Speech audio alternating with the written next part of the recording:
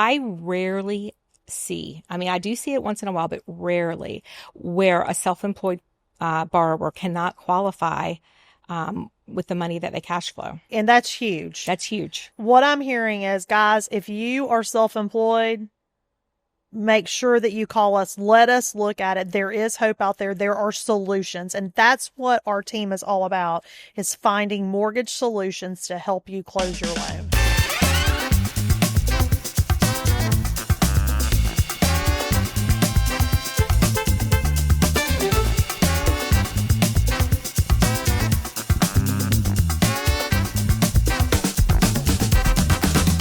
Okay, so let's talk about wine. Okay. Cheers. Cheers. Prost. So Black Stallion Estate Winery, North Coast Cabernet Sauvignon. This is a 2022. I know you love wine. I do love wine. I love wine. I love wine in Tuscany. We're going to talk about that in a minute. Try this wine, see what you think. Smooth. Very nice. It's very nice. Very nice. We did a wine tasting here at Oak and Vine with that winery, and we were able to taste all the wines, and I just was so impressed with it. That's why I wanted to highlight it. But I do know that you go to Italy all the time. I do. And you are quite the wine connoisseur. I am. I like to take the wine tours. Yes. And do all the samples. Yes. And that's my bucket list. I want to go to Italy, and I'm going to reach out, and I'm going to give you all the places. All the places to go to Italy. So your husband's from Italy? No, my husband's German, half German. Okay. But northern Italy has a huge German influence. Uh-huh. So we go there a lot. And I'll tell you, one of the most fascinating things is their vineyards go up the side of the cliffs. So you can hike up the cliffs through the vineyards. And then when you get to the top, you sit and have wine and snacks. Dreamy. And look over the water. And yeah, it's really so beautiful. Amazing. Oh my gosh, that's totally a bucket We're going to have to go there. We'll totally We're going to have to meet over there and do a podcast. Would love to do that. I love to go to, I've been in Napa, probably, I don't know, maybe 5 times. I love going to all the wineries, and that's kind of what inspired this podcast too. I wanted to do a podcast that was educational, but also talked about wine and the things you love. Absolutely. And so anyway, I love it, and I love to share good wine with friends and conversation and do wine tastings and eat good food.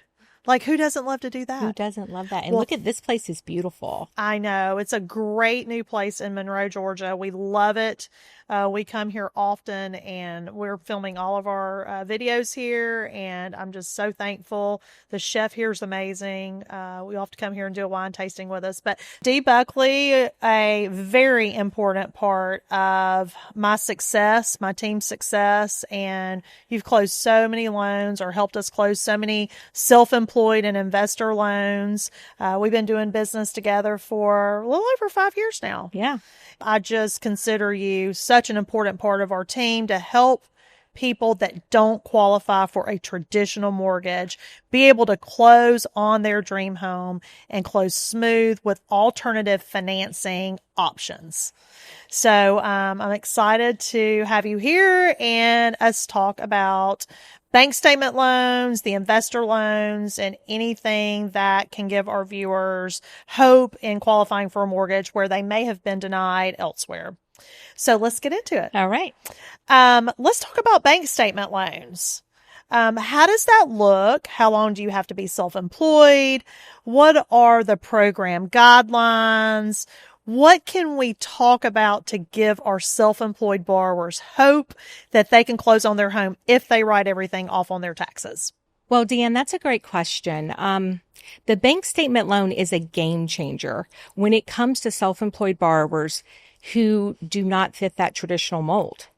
So what we're able to do is we're able to use the bank statement deposits to qualify the income versus tax returns.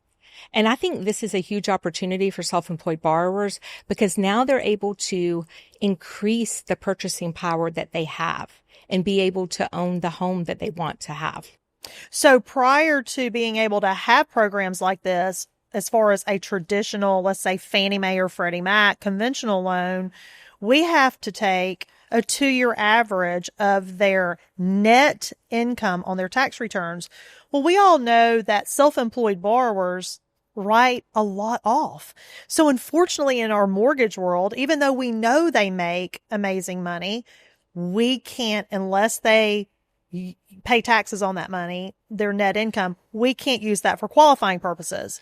So with your product, we get how many months bank statements for this program? So the process is actually really simple. Okay. So on all the loans that you and I've closed, basically we're going to take 12 months bank statements. Business or personal. Okay. So a lot of people that own a business may have a business account, and that's going to be our first choice. But then there are some people or smaller consultants or freelancers that maybe use their personal account and they make all their deposits through there. So depending on which account they use to deposit their business revenue, we're going to take those 12 months bank statements. You and I are going to have those calculated. We're going to have the income predetermined before they even go out with the realtor to look for a home. That is huge. What you just said. Key. Said. Yes. Key. Because so many lenders, they just give out pre-approval letters without analyzing the actual income that we use to document and that we can use to qualify. But you and I do that up front. We do that at the pre-qual level. Mm-hmm. And the reason that we do that is because who wants to get into underwriting to find out that they do not qualify off their bank statements? After they've already given their earnest money and all the things, only to find out they don't qualify. Mm-hmm. So do we get to count 100% of their deposits in their checking account? How does that work? So there is an expense factor applied depending on the type of business they have. And some people, so let's take a realtor, for instance. They may have a much lower expense factor than, say, a restaurant owner. Sure. Because those are two different industries with different overhead and the employees and locations. So we look at all of that as well up front at the pre-qual level to determine that. Okay. And then in certain instances, depending upon what their CPA says, and as far as their expense ratio, that can vary. Yes, exactly. That can vary depending on the business. So do you have to be self-employed for 2 years? No. Like traditional mortgages to be able to get this loan? No, we actually have a 2-year self-employed program, but we also have a 1-year self-employed program. Okay. So in calculating the 1 year, we definitely want to make sure that the deposits are consistent for the whole 12 months, but we can do it with as little as 1 year. So if you're, let's say, a real estate agent and you want to get this loan and you've been a realtor for 12 months, this is something that you can look at. But exactly. The loan to value, which means whatever your down payment is, depends upon credit score, essentially. Does. Yes, we can go down to a 640 credit score for a bank statement loan. But that does require a larger down payment, all the way to a minimum 10% down with higher credit scores. Oh, wow. Okay, yes. 10%. And is the loan term 30 years? Yes, it's a 30-year fixed. And here's the really good thing about it is there's no MI. There's no mortgage insurance on these loans. Okay, so no mortgage insurance with these loans. Okay, yes. That's huge. That's huge. Okay. Because that's another, $200 or $300 a month? Depending upon whatever the purchase price is. Yeah. So, how quickly can we close a loan like this typically? Well, it's really no different than your average loan, simply because we've already done the underwriting on the bank statements at the pre-qual level. So the income's already been determined. So everything else is just like your regular loan. There's no delay. So they can actually go out and shop confidently, because if you talk to a lot of people, some loan officers and some mortgage companies, they shy away from non-traditional mortgages because they're like, oh, I just don't know about that. But we don't have to worry about that with you. Like, we know specifically what we're going into, and we have the approval before we give the pre-approval letter. Right. But that is what separates us from a lot of the competition out there, is because we are so we do our due diligence. We calculate the bank statements up front before they go house shopping. It really takes the mystery out of doing a bank statement and loan. gives them confidence. In addition, gives them purchasing power. Exactly. Which is huge. Right. Because on paper, on tax returns, maybe you qualify, for a lower purchase price than what you do with your bank statements. Right. I've had so many success stories with you. Borrowers that's called and they're like, oh, I know I'm not going to qualify. I've had another lender, turn me down. We closed one not too long ago. Another lender turned them down because of their tax returns, because they did not have the tools that we have with you and the bank statement loans. So when we got that pre-qual in, we started looking at everything and we're like, wait a minute, they have great credit. They're putting 20% down. Their tax returns, they don't claim enough income, but their bank statements do. And we were able to close that loan in less than 30 days. They were already through their due diligence and they already had $5,000 worth of earnest money down on this transaction. And we were able to come in and save the deal and close. Right. Within the closing time. Yes. Like we closed on time. Right. Which is a huge success story. And I love helping customers that think that they don't have any hope. And then they come to us and we say, we have solutions. But here's the deal too. Oftentimes people think that if we're doing a non-traditional mortgage, the rate is just double digits. It's not true, is it? That's not true. It's all going to depend on how much money you're putting down and your credit score, but the rates are really competitive. They're competitive with today's market. Yes, they are. And we have had customers that have done refinances with us to get out of 12, 13% private money, hard money loans and refinance those mortgages into our bank statement product. So let's touch base on that just a little bit. So if you're a self-employed borrower and you have substantial equity in your home and you want to tap into it, that's an option as well. We can do cash out refinances. Absolutely. You can cash out and maybe go buy an investment property, which we'll get into that program in just a moment. But I mean, they could build wealth with the equity that they have. They could fix their home up. A cash out refinance for self-employed borrowers is absolutely an option. Yes. And also don't forget, this is not just for their primary residence. You can use the bank statement product to buy a second home. You can use the bank statement product to buy an investment property, to refi an investment property. So it's across the board. So if I want to buy a home in, let's say, Florida, a vacation home, I can use my bank statements to qualify. Absolutely. If I want to buy a lake house, I can use my bank statements to qualify. It takes the limits off of self-employed people. Because for a long time, self-employed people feel like they're in a box. And they're penalized. Right? Yes, they're penalized. They basically feel like they're penalized. Even though they have really good cash flow in their business, but on paper, they don't necessarily qualify. Well, now we've been able to take those limits away. And they're able to qualify. They have the purchasing power, like you said. They don't have to rent if they don't want to. And they're able to buy that dream home. So can they use business funds for their down payment? Yes. As long as they own 100% of the business. Okay. 100% of the business they can use. So let's say that you have a partnership. Can you still use your bank statements to qualify? Yes, absolutely. Okay. It changes the way that we calculate the income because we will have to take that into account for the percentage of ownership that they have in the business. But I'll be honest with you, I've done hundreds and hundreds and hundreds of bank statement loans. I rarely see, I do see it once in a while, but rarely, where a self-employed borrower cannot qualify with the money that they cash flow.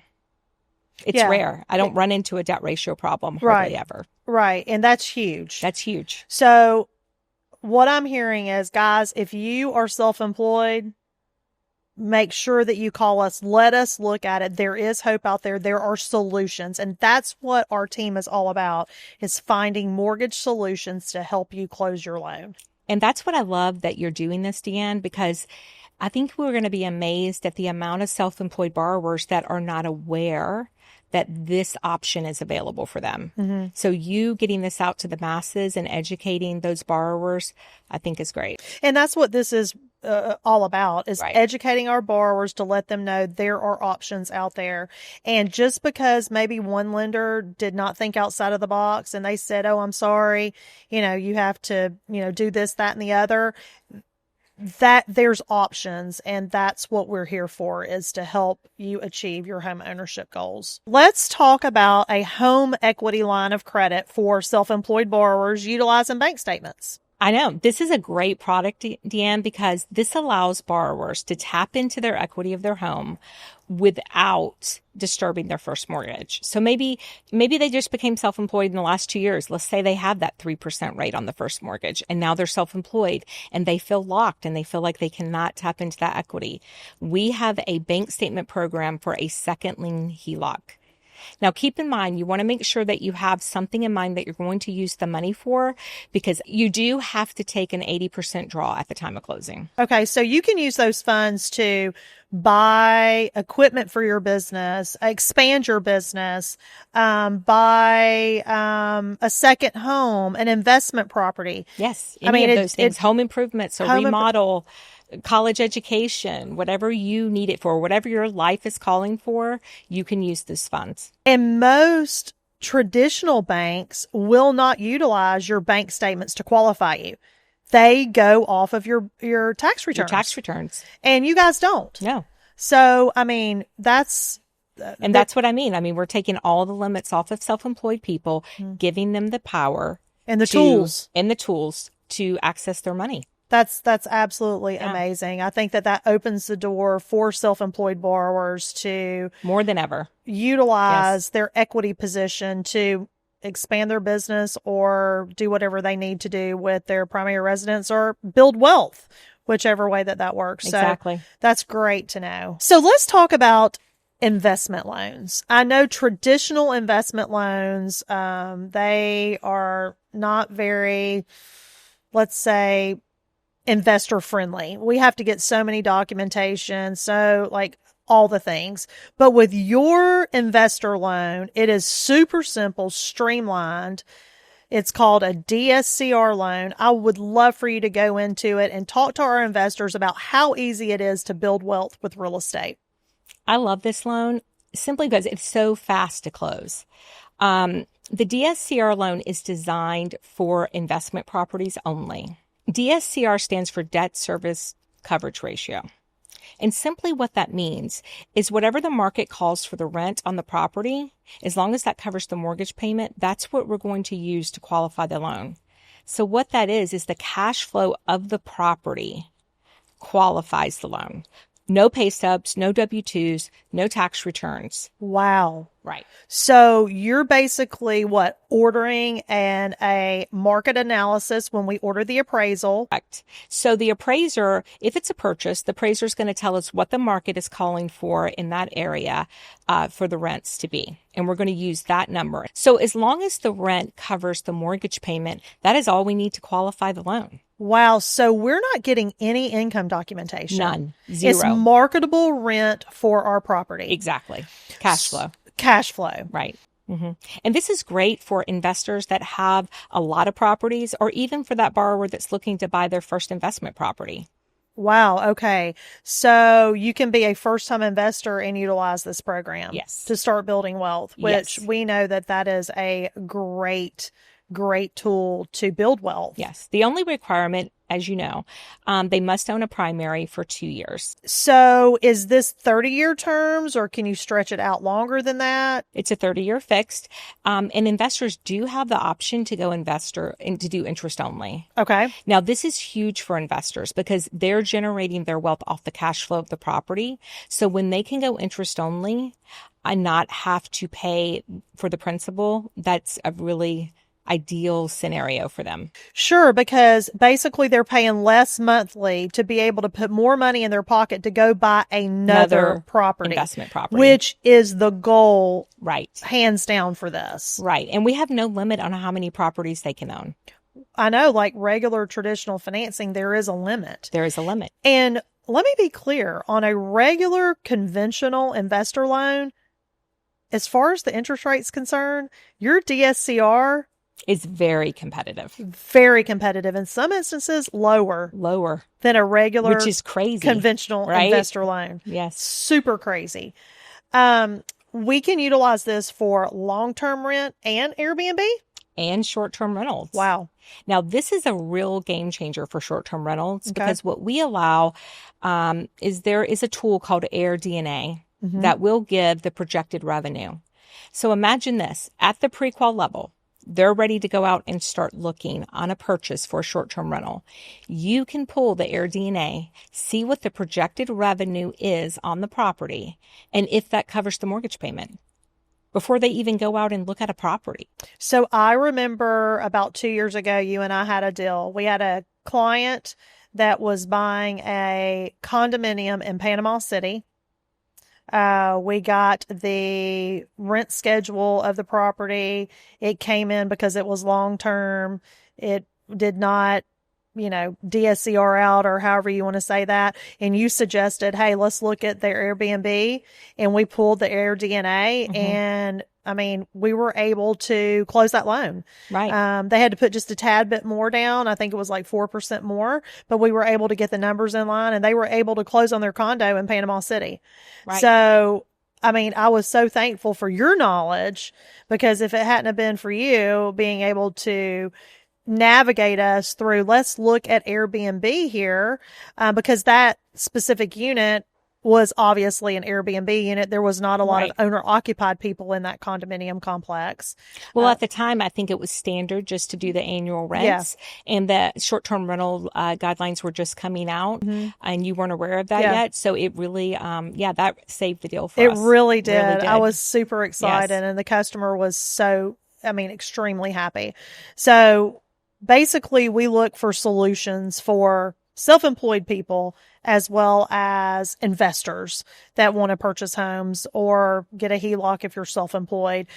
If you're self-employed, let us look at the deal, because we hope to be able to have avenues to be able to work out your loan and be able to get you to close on your home. So I'd like to ask you a question about consumers that want to close in their LLC if they are purchasing an investment property. Talk to us about how that looks. If a borrower has an LLC that manages properties, you can title in the LLC. The mortgage will still be in the borrower's name, but the title will be in that LLC, which that is a huge thing for investors, and that is something that they look for. So we close the loan, and at the closing, the title is immediately held in the LLC. Correct. Okay. And we collect that LLC paperwork up front to put into the underwriting submission. Okay, great. So we take care of all of that for the investor at the closing table. They do not have to worry about it after the fact. Absolutely. That's amazing. Thank you so much for coming and being on our video podcast and talking about all of your mortgage products and how to help all of our customers be able to achieve the dream of home ownership. I just so much appreciate it. Thanks, Dan. Thanks for having me. Cheers. Cheers.